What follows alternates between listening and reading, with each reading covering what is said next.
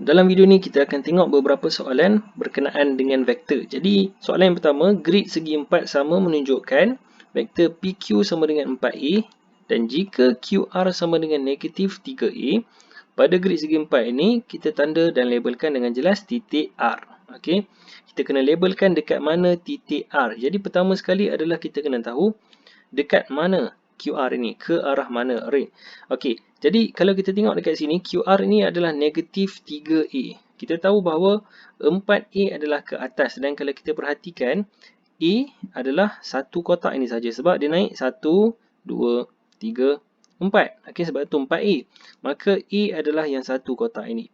Okey, sekarang kita nak tahu apakah negatif 3A.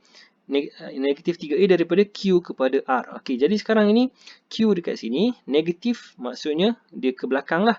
Okey, dan kita ada 3 maksudnya 3 kotak. Jadi arah dia adalah 1, 2, 3. Jadi di sini adalah titik R kita. Okey, jadi jawapannya dekat sinilah. Okey, titik R kita. Kita tengok pada soalan yang kedua. Soalan yang kedua.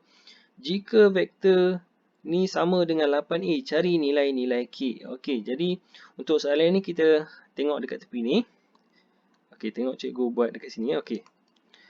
K kuasa 2 tolak 2K, A, vektor A, sama dengan 8A. Jadi kita perlu cari nilai K. Senang saja kita bandingkan dalam kurungan dengan 8. Sebab dua-dua adalah perkali bagi vektor A. Jadi kita selesaikan dia. K kuasa 2 tolak 2K sama dengan 8. Ataupun kita boleh ringkaskan menjadi kuadratik. Persamaan kuadratik. Jadi kita boleh selesaikan guna kalkulator ataupun masukkan dalam formula. Jadi cikgu masukkan dalam kalkulator. A dia adalah 1, B dia adalah negatif 2, C dia adalah negatif 8. Maka K adalah 4 ataupun negatif 2. Jadi K adalah 4 ataupun negatif 2. Okey.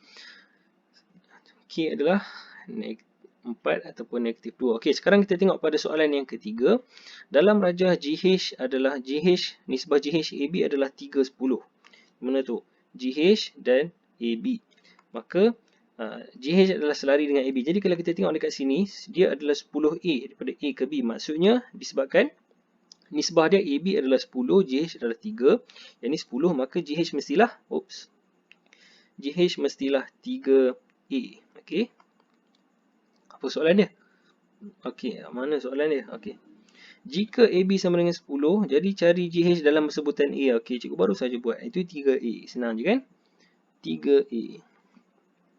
Okey, kita tengok pada soalan yang kelima. Soalan yang kelima, dalam rajah PQRSTU ialah heksagon sekata. Soalannya, mana soalan dia? Okey, soalan dia kat atas. Ungkapkan PQ tambah PT tolak RS sebagai satu vektor tunggal. Okey, kita tengok dekat mana PQ. PQ dekat sini. Kemudian PT. Okey, PT adalah naik ke atas. Tapi kita kena alihkan. Kita tengok kita sekarang berada dekat Q sebab kita baru saja gerak daripada P ke Q tambah dengan PT. Okey, jadi vektor PT kita boleh gerakkan dia. Kita gerakkan dia punya ekor dia ni kepada kepala yang kita baru habis tadi, iaitu Q. Jadi daripada PT kita tarik dia pergi kepada Q. Okey, kita tengok. Jadi sekarang kita berhenti dekat S. Dan seterusnya adalah negatif RS. Dekat mana RS? RS adalah ke sini. Tapi kita nak negatif, iaitu ke belakang.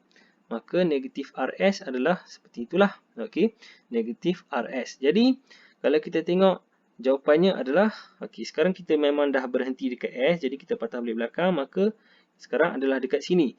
Ataupun kalau ikutkan, dia punya vektor adalah daripada P kepada R. Okey, daripada P kepada R. Jadi ini adalah vektor kita, maka jawapannya adalah PR. Okey, jadi cara dia senang saja, iaitu kita tengok dekat mana kita kena sambungkan dia daripada kepala ni kepada ekor yang lagi satu. Dan kita sambungkan yang pertama sekali iaitu P kepada tempat hujung kita iaitu R.